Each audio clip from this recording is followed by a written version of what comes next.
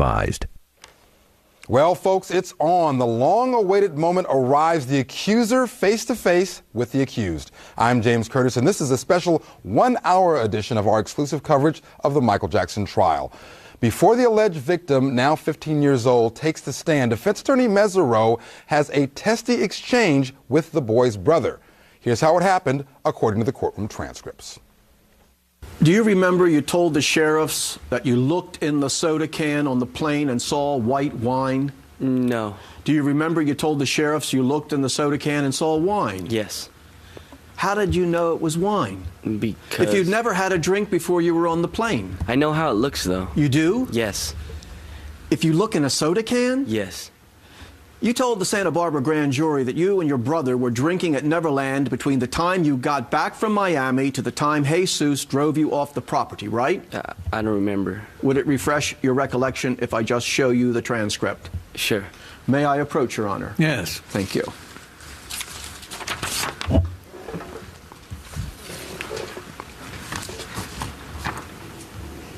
Have you had a chance to look at that page of the grand jury transcript? Yes. Has it refreshed your recollection, about what you said? Yes. And you did say that you and your brother were drinking alcohol at Neverland between the time you got back from Miami to the time that Jesus drove you off the property, right? Yes. And you claim the first drink you ever had was on the plane, and then when you got back, you just kept drinking, right? Yes. Next, defense attorney Tom Mesereau pushes this witness to refute his own testimony. Yesterday, you told the jury the second time you saw Mr. Jackson inappropriately touch your brother, you sneaked up a stairwell, correct? Yes, that's correct. You told the Santa Barbara sheriffs in that interview that the second time you saw Mr. Jackson inappropriately touch your brother was on his side, and Mr. Jackson was rubbing against your brother, right? What? Say it again, please. Yes, yes. You told the Santa Barbara sheriffs that Mr. Jackson didn't see you. You said that Mr. Jackson started scooting to your brother, that he hugged your brother and kept on scooting. You said he was moving his hips on your brother. And you said your brother was lying on his side, correct? Yes. That's not what you told the jury yesterday, is it? Your Honor, that's argumentative. Sustained.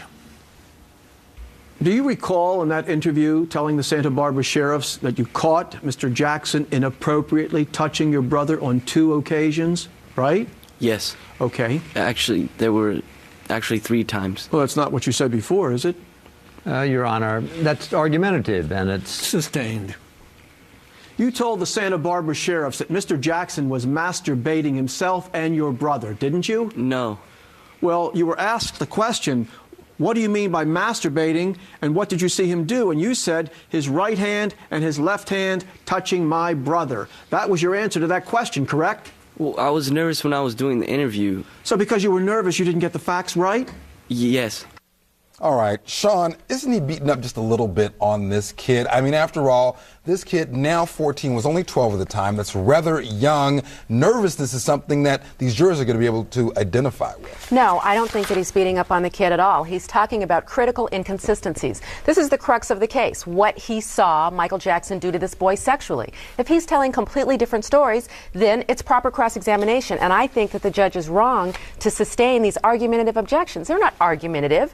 This is critical cross-examination. Well, despite those objections being sustained, Howard, the defense attorney just moves on and moves past those. But the idea of inconsistency certainly is a good one, to the extent that one story in previous grand jury testimony has this same witness on a couch seeing a second incident, and now he's in the stairwell. There is no doubt this young man has lied. The question is, what did he lie about? How much of his story is credible? Is some believable? Is some really due to lack of recollection? Is other due to intentional misrepresentation and lies?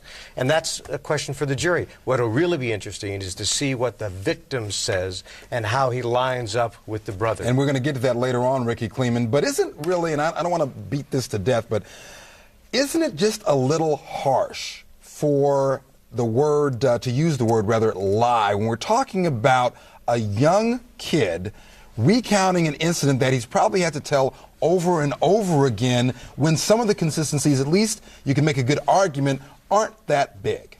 It's not too harsh to use the word lied because Tom Mesereau is fighting for the life and liberty of his client, Michael Jackson. And if he believes this youngster lied, he should say lied. However, the real risk here, which means what Howard says, it's up to the jury, is Tom Mesereau is a huge guy. Yes. He is big.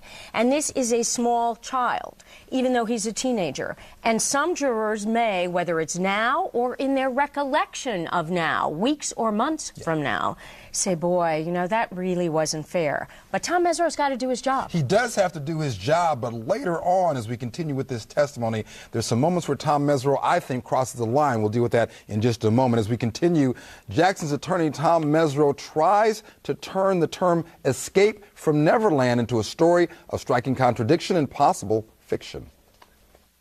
Okay.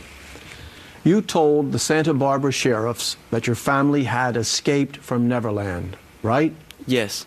Now, when you say escaped, was that the night you went to Jesus and asked him to drive you in the Rolls Royce to Los Angeles? No, that was the last time we ever left.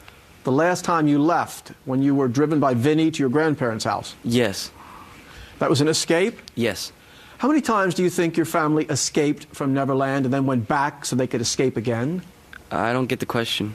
Yeah, how many times do you recall your family escaping from Neverland? Object as argumentative, Your Honor. Overruled. You may answer. Do you mean us leaving Well, what do you mean by escape? the last time? Okay, I mean, just tell the jury what escape means to you, if you would. To me?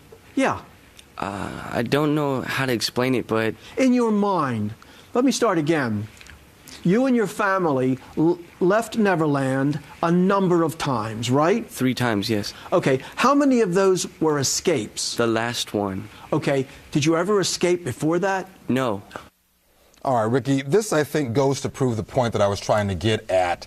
He's using the term escape. He's not an attorney, and he was 12 at the time. Come on. Isn't this a little much? No. I have to give this one to the defense, because the defense here is using a charge. There's a false imprisonment charge here, which I think is the one charge that probably Thomas Sneddon should not have gone forward with, because it takes us away from the guts of the trial, which is the alleged sexual molestation. So escape, he knows what escape is, plus this family has charged false imprisonment before in another instance. Well, that may be true, and Howard, that gets me to the point of putting this first charge, the conspiracy charge, which is not conspiracy to molest, it's conspiracy to do other things like falsely imprison with different dates for the molestation. Why is it charged that way? It is to set the stage. And what's really important about this testimony, it's not about a lie, I think. It's about rehearsal. It's about setting up a scenario. And if I'm Mesereau, what I'm doing is setting up the argument that this was all staged. The word escape was given to these young people. Now, and they used it. And that may, go ahead, Sean. And actually, I think this is a little argumentative. I disagree with the judge again. Oh, there you go. I think this is a little argument. And how many times do you think your family escaped from Neverland before they could escape again? I mean, you know, he's making a point, not really asking a legitimate question. I think so. But again, in this courtroom, you get away with what you can, as in any courtroom, and those that you can't, you just take the judge's ruling. When we return, Michael Jackson and the alleged victim, accuser and accused, eyeball to eyeball. Stay with us.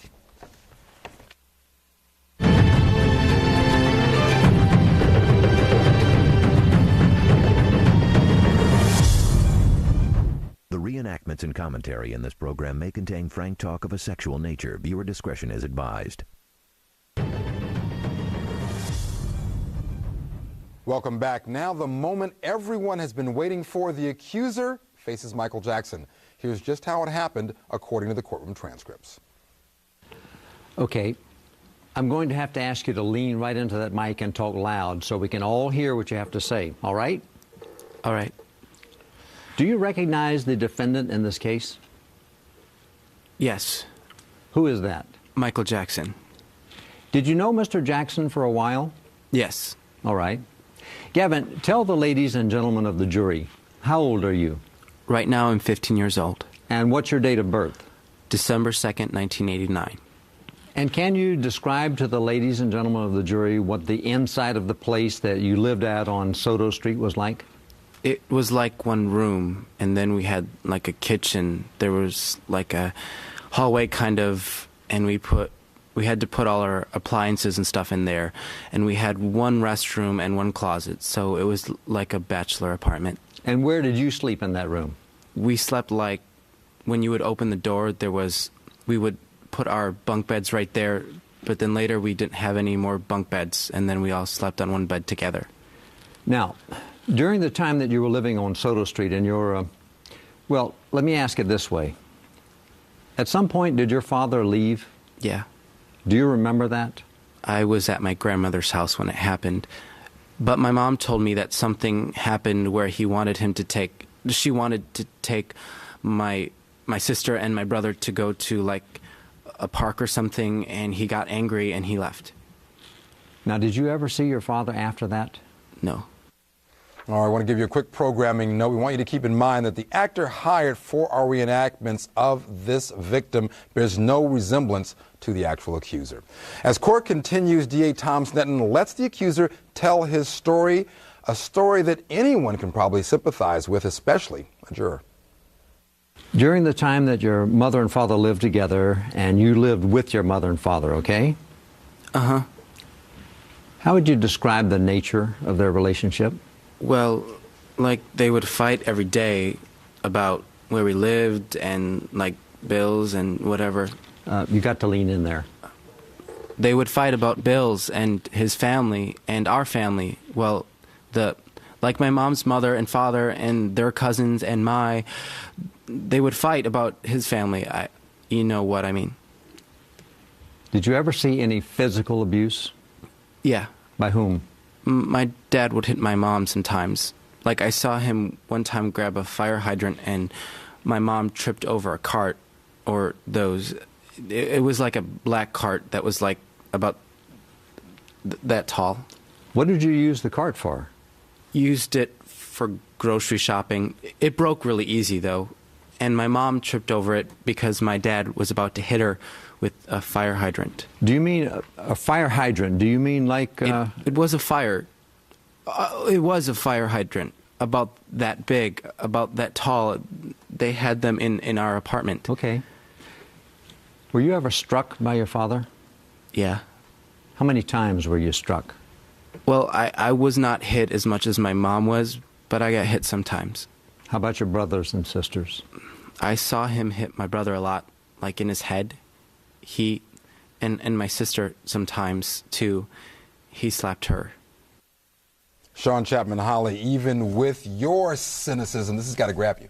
Oh, it's very, very sad, very sad. But it demonstrates, I think, a dysfunctional family. And so you have to wonder whether or not these children themselves are dysfunctional, and if the victim is so dysfunctional that he doesn't know what happened and he's making this up. Well, that's true, but Ricky Kleeman, isn't that, by its very nature, the perfect victim? Exactly, the perfect victim. And what we find, James, is that in cases of child molestation, many, many times the victims are people who have been abused, or people who are vulnerable, or people who have been in places where they are looking for affection, and therefore the seducer can woo them. Absolutely. So Howard Weitzman, with this tale of woe, which is true and from all accounts we think accurate, this cannot possibly help the defense. Well, first of all, there is no perfect victim, in my opinion, I have to say. So it gets back to recollection and credibility.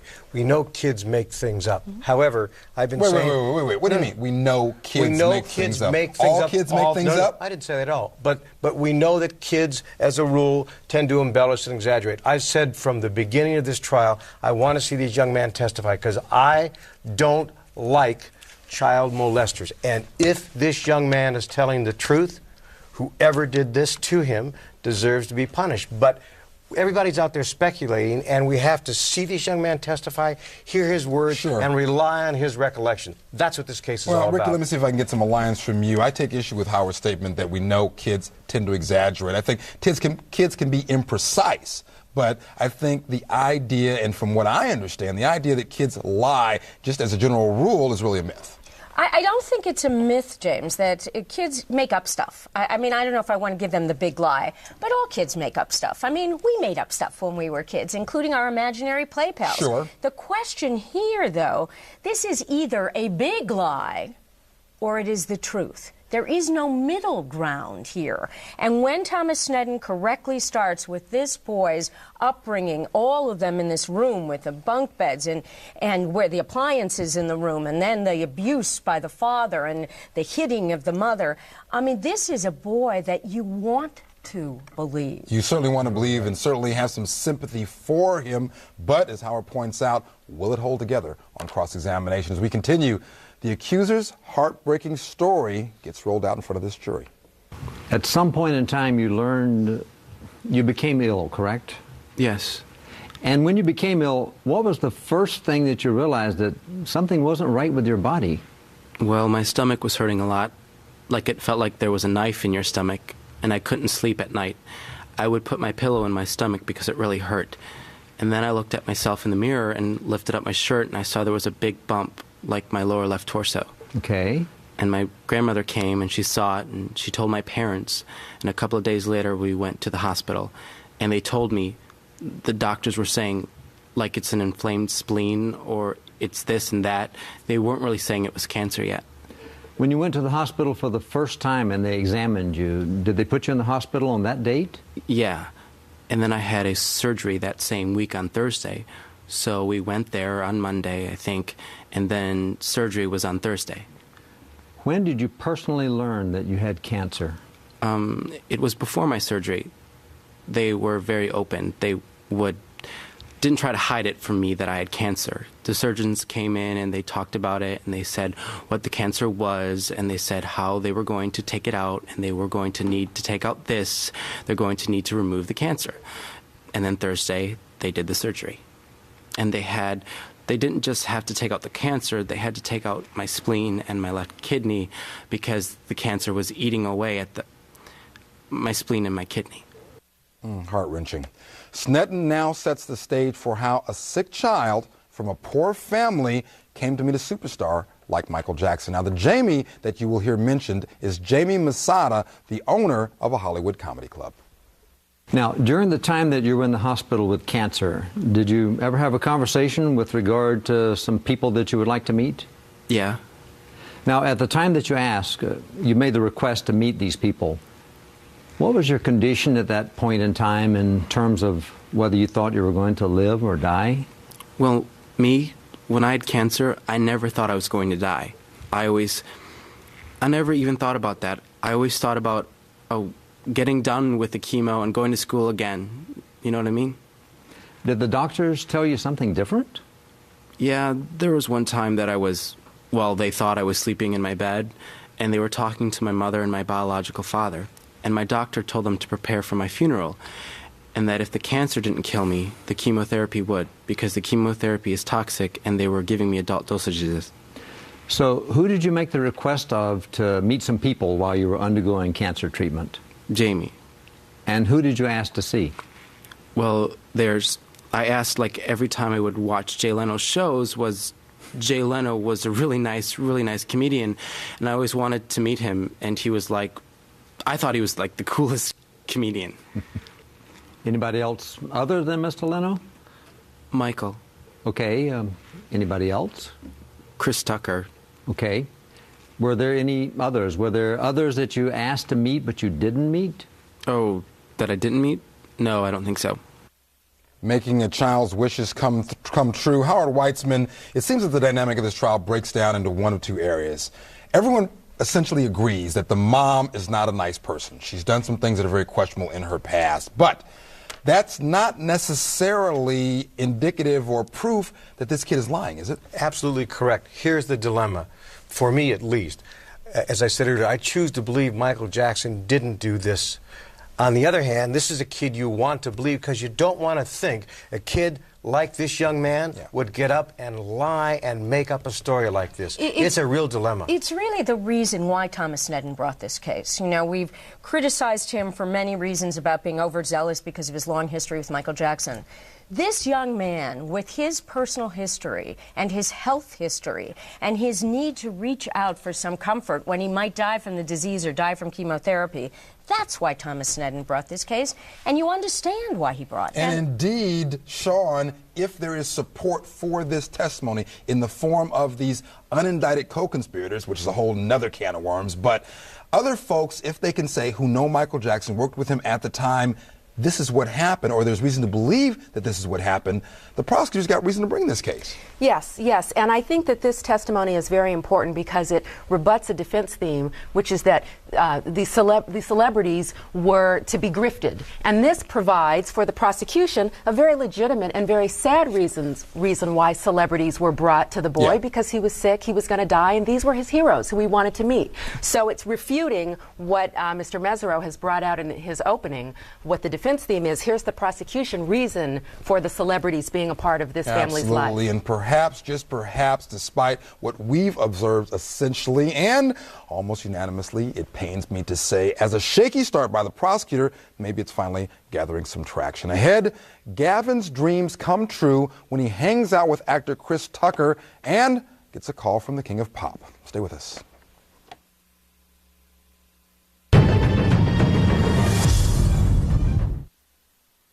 The reenactments and commentary in this program may contain frank talk of a sexual nature. Viewer discretion is advised. Welcome back. In a story straight out of the movies, the young cancer victim tells the jury how stars like Chris Tucker suddenly made his life a lot more exciting. Here's how it happened, according to the courtroom transcripts.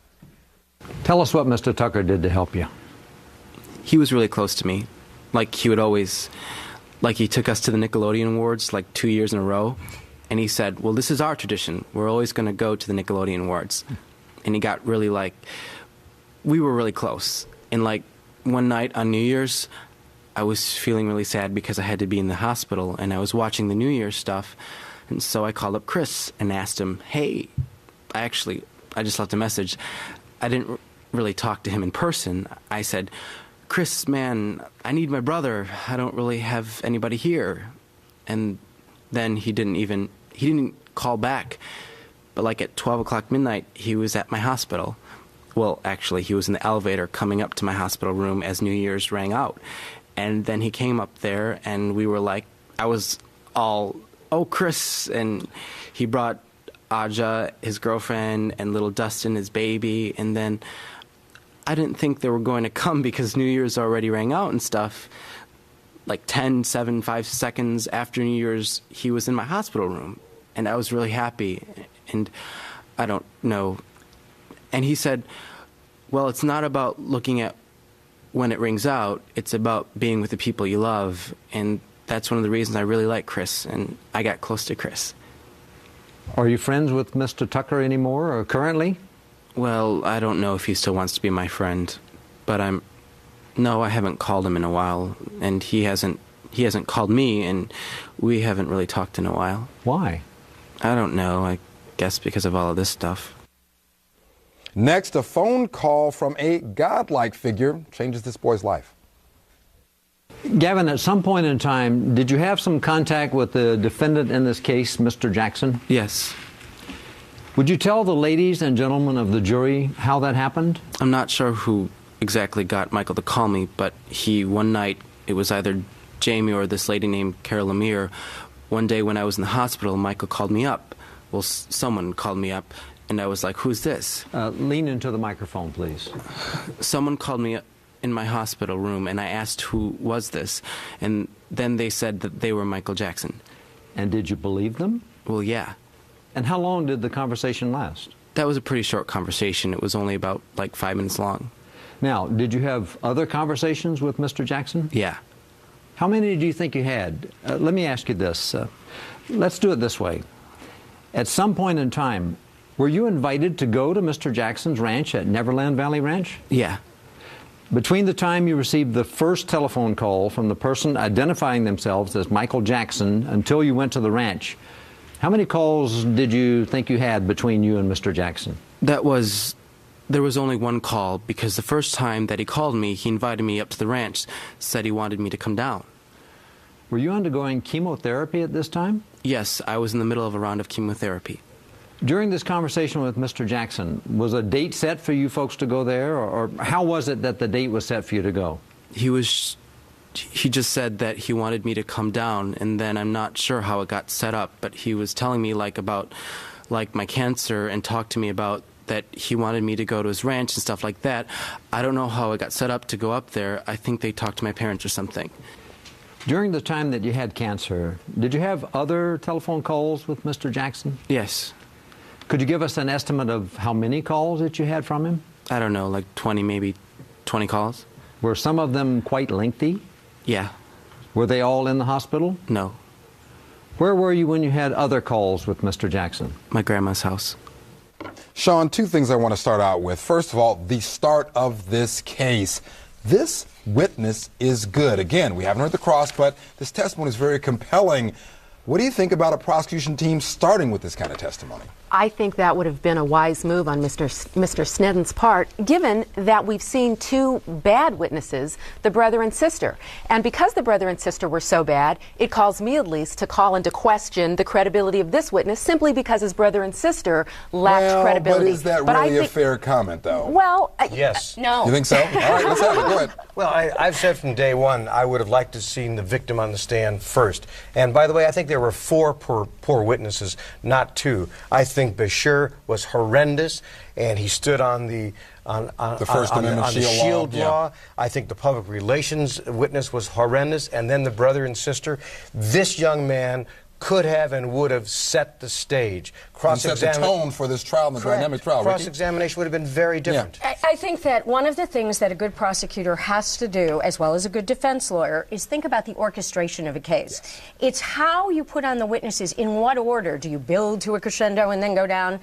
It was high risk to start with the accuser, very high risk. What if he wasn't ready? What if he didn't do so well? So Maybe he was real nervous, hadn't started yet. I think what Sneddon did were 2 things. Number one was he wanted to get the other siblings to give us the context, and for better or for worse, they were good on direct and bad in cross. No surprise. Yeah. But also, he wanted to set it up with the Bashir documentary because he wanted to show how this whole thing happened. Sure. So I think Sneddon's idea was a good one. The fact that they didn't fall so well when it came to cross-examination, that's a chance he took. But the timing, the Bashir documentary, the beginning of the case, but according to the prosecution team, the molestation doesn't happen until after the Bashir documentary airs. Well, testimony continues with the accuser's first visit to a magic place called Neverland. Now, you said that you were invited by Mr. Jackson to go up to his ranch? Uh-huh. And had you ever heard of Mr. Jackson's ranch prior to that? No. After when he, called me and said ranch, I thought it was like a ranch with horses. So how did you get up to the ranch? There was a limousine that came to my grandma's house, and then we went up in a limousine. And who went up there? It was me, my mom, my biological father, my sister, my brother, and me. And do you remember about, was it daylight or was it dark when you got there? It was daylight. And do you remember what happened when you first got there? Yeah. I guess they told Michael we were up there already, and he had a bib on because he was eating, and then he ran out and he greeted us, and he had a red shirt on, a black tie. All right. Did you have any conversation with Mr. Jackson at that time during the greetings? Well, he just said hi to us because he had to go do something. So where did you go after Mr. Jackson went to do something? I think we ate. All right. I guess. What did you do after that? We went and saw the unit that he put us in, and then they were afraid, my dad was kind of afraid of putting me on rides because he thought maybe because of my surgery I might rupture something or whatever. But I eventually talked him into letting me go on rides, and we started going on rides and stuff. At the amusement park? Yeah, at the ranch. Howard, I got to back up to something we heard a moment ago. When he talks about Chris Tucker visiting him on New Year's Eve, it seems, we don't know this definitively yet, but it seems that this kid is alone in a hospital room on New Year's Eve? It's kind of consistent with the portrait that we have been given of the parents.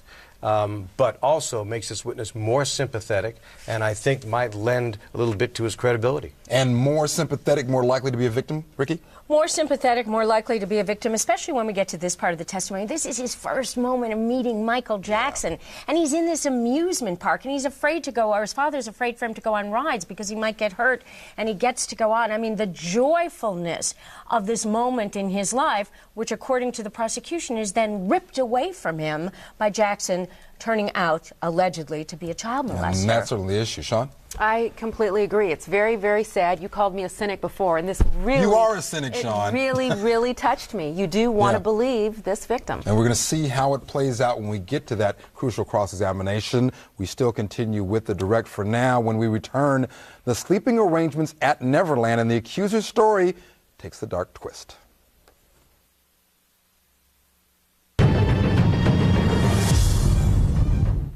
The reenactments and commentary in this program may contain frank talk of a sexual nature. Viewer discretion is advised.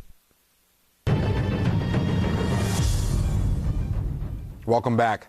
From the mouth of the accuser, the jury hears how a young cancer patient's dream come true begins to resemble a nightmare. Here's how it happened, according to the courtroom transcripts. All right.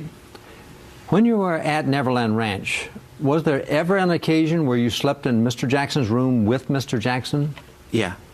Would you tell the ladies and gentlemen of the jury how it came about that you ended up sleeping with Mr. Jackson in his bedroom? I think we were in his office. We were all talking. Who's we? Me, my brother, and Michael. We were all in his office and we were talking. And then Michael said we should sleep in his room. And then I was like, okay, yeah, because we were wanted to sleep in his room too. And then he told us to ask in front of our parents if we could sleep in his room. So I think it was at dinner we asked our parents if we could sleep in Michael's room. And then so we did. And then my parents said, yeah, it was okay.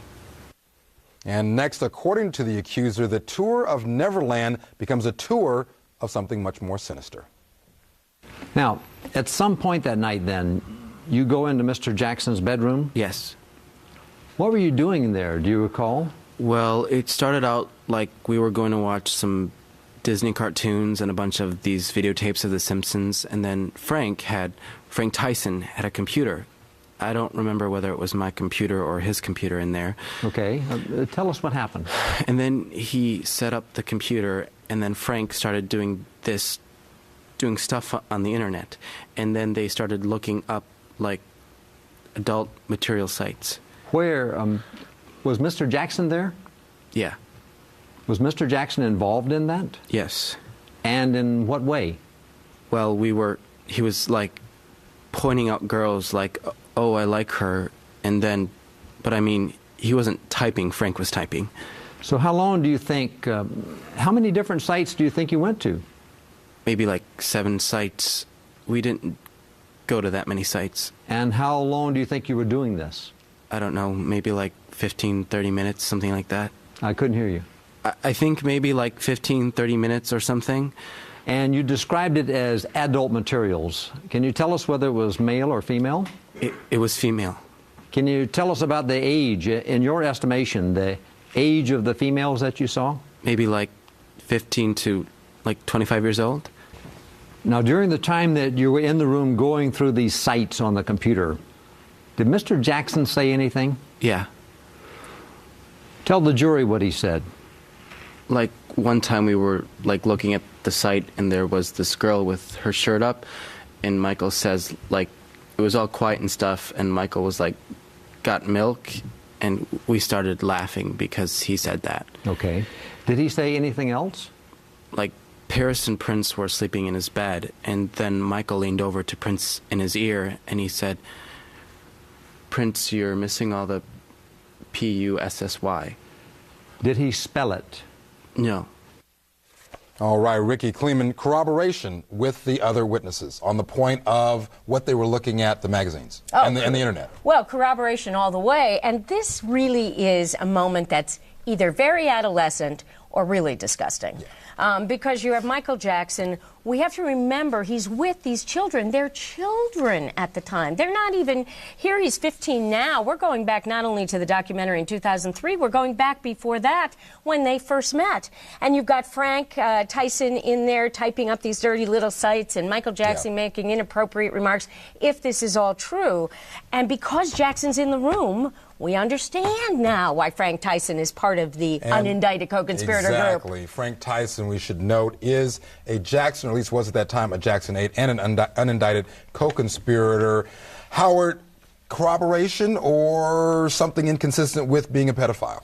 Well, first of all, it's not inconsistent. If this is true, Michael Jackson deserves to be convicted, in my opinion. This is bad, bad conduct. But it ain't child molestation. No. But at this point, it begins to lend foundation and credence to what the brothers said. What I find really fascinating here, and you talk about corroboration, it's really the reverse, which is why I would have put this witness on first. This witness appears to be a strong witness on direct. They've all appeared to be somewhat good, but this witness seems strong. And if he could have withstood cross-examination as the first witness setting the stage, everything else would have fallen into place. All right, Sean, you're going to be up next with how the defense deals with this powerful testimony as the accuser is asked about the infamous Bashir documentary that Chris referred to as actor Chris Tucker. Okay, let's talk a little bit about Martin Bashir. Were you introduced to a person by the name of Martin Bashir? Yes. And where were you introduced to the person by the name of Martin Bashir? In Michael's living room, in his main house. And who introduced you to Mr. Bashir? Michael. Now, how did you get to the ranch? I think Chris drove me up that time, and then in his bus. And did any other members of your family go with you? It was only me, my sister, and my brother. And did you know why you were going to the ranch? Michael wanted me to go up there, and then I think I called Chris because I would always tell him that we never went up there, like, together. We'd never been at the ranch together with Chris. He would go up there one time, and I would be at home, and then I would go up, and then he would be at home. So we said that we'd all go there together. So we all went up there, and Chris took us up there. Did you have any other conversations with Mr. Jackson? Yeah, that's when he introduced me to Martin Bashir. Any other conversation with Mr. Jackson? Yeah, like, he introduced me to Martin Bashir, and then he took me, I think it was in the library where he took me, and then he was telling me, hey, you want to be an actor, right? And I was like, yeah, I want to be a comedian, though. And then he was like, but you can act too, right? And then I was like, yeah, well, I'm going to put you in the movies, and this is your audition, okay? And I was like, oh, all right. And he told me, okay, I want you to go in and then tell them about how I helped you. And he told me to, like, tell them about, like, this and that, and about that you call me Dad or Daddy. So, was this accuser being manipulated by Michael Jackson? That certainly seems what D.A. Sneddon hopes these jurors hear. What did he tell you to say on the videotape? He told me to say that he helped me and that he pretty much cured me of cancer. Did you do that? On the video? Yeah. Was it true? Not really, because during my cancer, he wasn't really even there. When you went up to the Bashir video, yeah, to the Bashir interview, okay? Uh-huh. Did you admire Mr. Jackson? Yeah, I was like... What was your attitude towards Mr. Jackson at this point in time? I thought, like, he was the coolest guy in the world. He was like my best friend ever. Do you know what I mean? So you had a genuine affection for Mr. Jackson at this time? Yeah, I really liked him. Sean Chapman-Holly, where is the defense ammunition for this witness?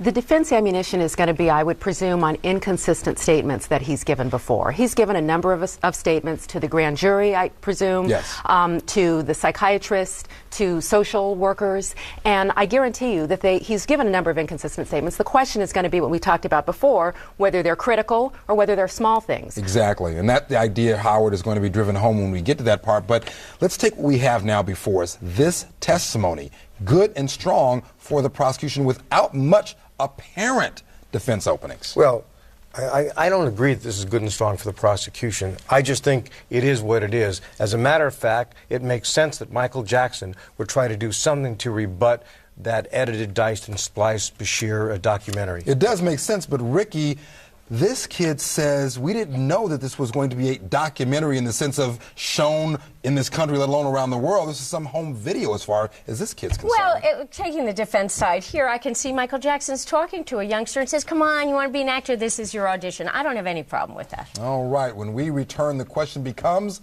befriended or betrayed. Stay with us.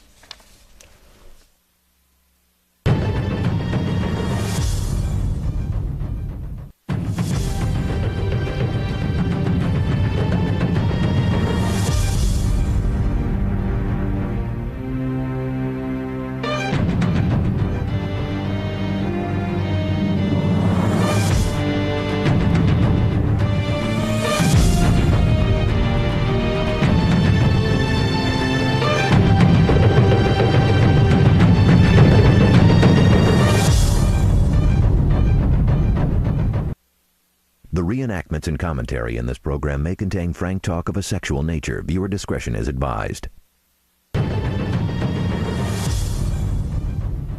Welcome back. The accuser's first day on the stand covers a lot of ground, including a video that's at the heart of the case. And just how honest was Michael Jackson with the young boy? Here's how it happened, according to the courtroom transcripts. Now, did you know at the time that Mr. Bashir was interviewing you with Mr. Jackson, the defendant in this case, did you know that that video was going to be shown around the world? No, not at all. I thought it was another thing like he had filmed before, like him carrying me across the bridge, that video. I thought it was going to be another thing like that, like he was going to, like, put it away somewhere and keep it just for himself. All right, Fox News is reporting that, again, money woes reign in the Michael Jackson camp. Is this just much ado about nothing, rehashing the same old stuff? Who wants to take it? Well, you know what? They must mean cash flow, because there is a revenue stream for Michael that comes off his assets and some of what and the publishing and catalog that he owns. Sure. Now, if indeed, let's just play this out for just a moment, there is a cash flow issue, does that affect Mesereau's representation? Does it affect the defense attorney? Not a whit. He's in for a penny, in for a pound. He is there to finish. He's a committed lawyer. Hopefully, for his sake, he got much of his money up front. But, but whatever is left out there that he doesn't receive, he is not walking away. All right, let's get back into this testimony, Sean, with respect to what we've heard so far. And again, we know the cross-examination is indeed coming, and but what we have so far, it's hard to keep it contained, Sean, but I'm going to give it my best shot. What we have so far, strong for the prosecution or not? What we have so far is strong for the prosecution. This is a good witness. This is a sad story. Michael Jackson seems like a very bad guy. But I have to remind you that we felt this way about the brother and the sister, and on cross-examination, it was all turned around. So I don't think we can really evaluate this witness until after the cross-examination. And you still believe, Sean, do you not, that because of the problems of the sister and the brother, it spills over onto this witness? It definitely does, because all of these children are under the influence in some way of this dysfunctional family, the mother and the father. I'm going to be real surprised if this mother takes the stand. She's got some real problems. I wonder if Mr. Sneddon is going to make what I would think is a mistake of putting the mother on the stand. Well, if Mr. Sneddon doesn't, Mr. Mesereau will. This mother's going to be on the stand, and we know that Tom Mesereau is laying in wait for her because he really knows he has plenty of ammunition. The most difficult task for Mesereau in this entire trial is how to cross-examine young Gavin, the accuser. Yes. Because we have to remember that he's either lying, it's all a lie, or it is the truth, or most of it is the truth. And you do have someone who was a young cancer patient who was very, very vulnerable to seduction. Howard?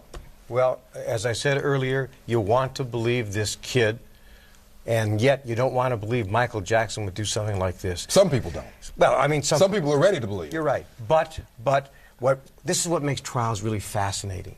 Because we don't know. We're all guessing and speculating, and 12 people who don't have the same point of view that we have are going to make the determination as to what they want to believe and who they want to believe. One thing, James, that's been reported from people in the courtroom is that this witness has acted, quote unquote, very appropriately. Yeah. His affect is appropriate. He doesn't seem rehearsed. Although there was a report about a sneer toward Michael Jackson. There was a report Jackson. about a sneer from the Associated Press that's been carried, but a sneer when he identifies him. No surprise if he were really molested. All right, we're going to have to leave it right there. Now, don't forget, we'll be here tomorrow at 9 p.m. with a can't-miss one-hour edition of our exclusive Michael Jackson trial coverage. Michael Jackson not present when court began and the judge not amused. That will be part of our exclusive reenactments only on E! See you tomorrow.